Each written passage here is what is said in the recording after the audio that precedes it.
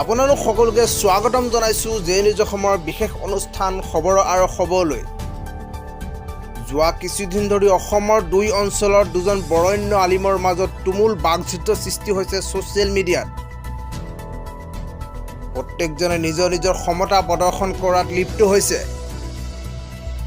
কোন সঁচা কোন মিছা সেইটো প্ৰতিপন্ন কৰাত লাগিছে ছ'চিয়েল মিডিয়াৰ মাজেৰে। কিন্তু তেওঁলোকে সেইটো প্ৰতিপন্ন কৰিবলৈ যাওঁতে যি ভাষা ইউজ কৰিছে সেয়া কিন্তু সমাজত তাৰ বিৰূপ প্ৰভাৱ পৰিছে। এজন ধৰ্ম প্ৰচাৰকৰ মুখেৰে এয়া ভাষা কিন্তু শোভনীয় নহয়। সেয়া আমি কোৱা কথা নহয়, বিভিন্ন জনসাধাৰণৰ মাজৰ পৰা সেয়া আহিছে।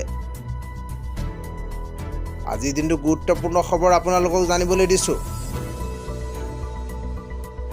দুইজনে টেলিফোনিক বাৰ্তালাপৰ মাজেৰে যিটো ভাষা ব্যৱহাৰ কৰিছে সেই ভাষা শুনিলে আপুনিও আচৰিত হ'ব যে এজন ইছলাম ধৰ্মৰ মৌলবীৰ মুখেৰে এয়া ভাষা কেতিয়াও শোভা নাপায়। তাৰ যে এটা বিৰূপ প্ৰভাৱ পৰিছে জনমানসত সেয়া স্পষ্ট। ইছলাম ধৰ্মত কি তেনেকুৱা কিবা প্ৰশ্ৰয় আছে নেকি? এনেধৰণৰ ভাষা বা এনেধৰণৰ মৌলবীৰ আচৰণত ইছলাম ধৰ্মত কিমান গ্ৰহণযোগ্য সেয়া ইছলাম বিশেষজ্ঞসকলে জানিব পাৰিব। আজিৰ দিনটো গুৰুত্বপূৰ্ণ খবৰ আপোনালোকক জানিবলৈ দিছোঁ। অসমত বৰ্তমান দুটা ফৈদৰ মাজত তুমুল বাকযুদ্ধ সৃষ্টি হৈছে। দৰঙৰ মকিবুৰ ৰহমান আজহাৰী আৰু লখিমপুৰৰ মোস্তফা কামাল আজহাৰী দুইজনৰ টেলিফোনিক বাৰ্তালাপত যি অশালীন ব্যৱহাৰ আৰু আচৰণ সেয়া শুনি জনসাধাৰণ হতভম্ব হৈ পৰিছে।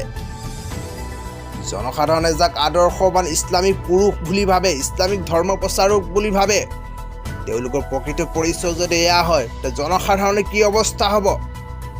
আজিৰ দিনটো গুৰুত্বপূৰ্ণ খবৰ। তেওঁলোকৰ টেলিফোনিক বাৰ্তালাপৰ মাজেৰে বহু কথা স্পষ্ট হৈ পৰিছে। আচলতে ইছলাম ধৰ্মত মৌলবীসকলৰ মাজত ইমান ভাগ বিতৰণ কিয়? ই এটা ডাঙৰ প্ৰশ্ন।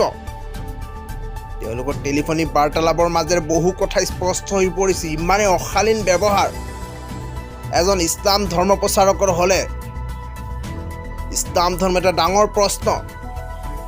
দাক্ষিণাত্য চিনেমাৰ কায়দাৰে এজনে আনজনক সংলাপ নিক্ষেপ কৰিছে।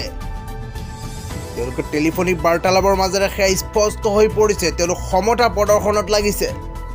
তেওঁলোকৰ টেলিফোনিক বাৰ্তালাপৰ কিছু অংশ আপোনালোকৰ আগত আমি দাঙি ধৰিছোঁ জে নিউজ অসমে। এই শুয়োরের বাচ্চা কুতার পোয়ালি তেনেহলে কিয় আকো বহিব খোজা? শুয়োরের বাচ্চা কিয় আকো ফোন মারি থাকা? এই শুয়োরের বাচ্চা কিয় ফোন মারি থাকা আকো? অভদ্র খেলা। এই শুয়োরের বাচ্চা কুত্তার পোয়ালি তেনেহলে কিয় আকো বহিব খোজা? শুয়োরের বাচ্চা কিয় আকো ফোন মারি থাকা? এই শুয়োরের বাচ্চা কিয় ফোন মারি থাকা আকো? অভদ্র খেলা, অভদ্র। আরে বা তোমাৰতো মুখৰ ভাষা গোটেইখিনি আলা হজৰতে শিকাইছে চাগে তোমাক, হয়নে? নহলে তোমাক এইখিনি ভাষা শিকাইছে কোনে জানা? তোমাৰ পীৰ তাজুশ্বৰীয়াই। এতিয়া ৱাৰ্ণিংটো শেষ হ'ল নেকি? কি হ'ব কেফলা, কি হ'ব কেফলা? তুমি যে গালি পাৰিছা মোক মুকিবোৰ, তুমি যে গালি পাৰিছা, তুমি কেলালৈকে কোৱা? তোমাৰ মুখৰ ভাষা চাইছা? তুমি অসমৰ ৰাইজক কান্দি কান্দি দেখুওৱা তুমি বহুত ভাল মানুহ হয়। তোমাৰ এইটো ৰেকৰ্ডিং মই বিলুৱাই দি আছো এতিয়া। তোমাৰ এই শব্দবোৰ তুমি যোৱা বছৰ মোক গালি পাৰিছিলা, কিন্তু মোৰ ফোনটো ফৰ্মেট হৈ গৈছিলে কাৰণে মই ৰাইজক দিব পৰা নাছিলো। এতিয়া মই দি আছো। তুমি মোৰ কল ৰিচিভ কৰা, চাওঁ কল ৰিচিভ কৰা। তুমি যে লখিমপুৰ আহিছা, মোৰ লগত যে কথা পাতিছা, সেইটো মই গোটেই ৰাইজক তোমাৰ কল ৰেকৰ্ডিংটো শুনাই দিম যে মুকিবোৰ লখিমপুৰ আহি আছে, মোৰ লগত আহি আছে। তোমাক মই ইয়াতে তোমাৰ আজহাৰী ডিগ্ৰীটো ইয়াতে ৰাখি দিম তোমাক। ইনশাআল্লাহ মই মোহাম্মদ মকিবুৰ ৰহমান আজহাৰী, মই 6 তাৰিখে উত্তৰ লখিমপুৰ ইনশাআল্লাহ আহি আছো। ইনশাআল্লাহ মই মোহাম্মদ মকিবুৰ ৰহমান আজহাৰী, মই 6 তাৰিখে উত্তৰ লখিমপুৰ ইনশাআল্লাহ আহি আছো। ঠিক আছে, তোমাৰ ঘৰত যাম 6 তাৰিখে মই। ঠিক আছে, তোমাৰ ঘৰৰ সন্মুখত যাম। মই ৱাদা কৰিলোঁ তোমাৰ ঘৰৰ সন্মুখত যাম। শিৱ মন্দিৰ, য'ত শিৱ মন্দিৰ আছে তাতে এটা জামে মছজিদ আছে হা, সেইটো জামে মছজিদ। শিৱ মন্দিৰ যে এটা আছে, শিৱ মন্দিৰ বুলি ক'লে ফেমাছ জেগাটো, সেই শিৱ মন্দিৰৰ ওচৰতে মানে জামে মছজিদটো যিটো আছে তাতে পৰে। ঠিক আছে, অহাকালি দিনৰ 12 বজাত উত্তৰ লখিমপুৰ জামে মছজিদ। ঠিক আছে, অ'কে অ'কে ঠিক আছে, কনফাৰ্ম। তুমি ইয়াত আহিবা আৰু চেলেঞ্জ কৰি আছা বাপৰে বাপ তোমাৰ তাত আহি আছো শিৱ মন্দিৰৰ ওচৰত যিটো মছজিদ আছে তাতে লগ পাম 12টা বজাৰ আগত কেলে মই 11টা বজাতে তাত থাকিম 10টা বজাতে তাত থাকিম ঠিক আছে নে কথা হৈছে তুমি টাইম মতে আহিবা তুমি ফোনটো ৰিচিভ কৰাচোন তুমি ফোনটো কেলে ৰিচিভ নকৰা তাতে ধৰিব পৰা যায় নহয়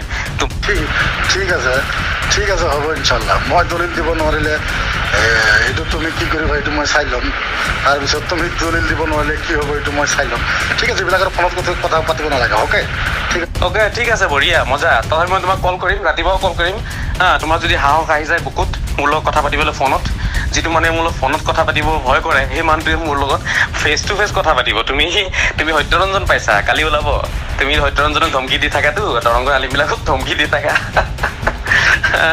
তুমি হৈছা কুঁৱাৰ ভেকুলী তুমি ভাবিছা যে গোটেই পৃথিৱীখন মই দেখি পাই গ'লো কালি আহিবা ভাল লাগিব ধুনীয়া লাগিব কথা পাতি পেলাই তুমি অভিযোগৰ দলিল এটা লৈ আহিবা নহ'লে তুমি তাৰপিছত চাবই পাৰিবা আৰু ফোনটো ৰিচিভ কৰিবা মই ফোন কৰিম তোমাক মই তোমাৰ লিখীয়া নহওঁতো ভয় নকৰোঁতো ফোন কৰোঁ ডাইৰেক্ট কল ডাইৰেক্ট কথা হ'ব তোমাৰ লগত ইনডাইৰেক্ট কোনো কথা নহয় কোনো ফেচবুক হোৱাটছআপৰ সহায় মই নলওঁ মই ডাইৰেক্ট ফোন কৰা মানুহ হওঁ বুজি পাইছা তুমি যদি ডাইৰেক্ট ফোন কৰা মানুহ হয় কথা পাতিবা মোৰ লগত সাহস গোটাই লোৱা যোৱা পানী চানী এগিলাচ খাই লোৱা কথা বহি খাই মোৰ লগত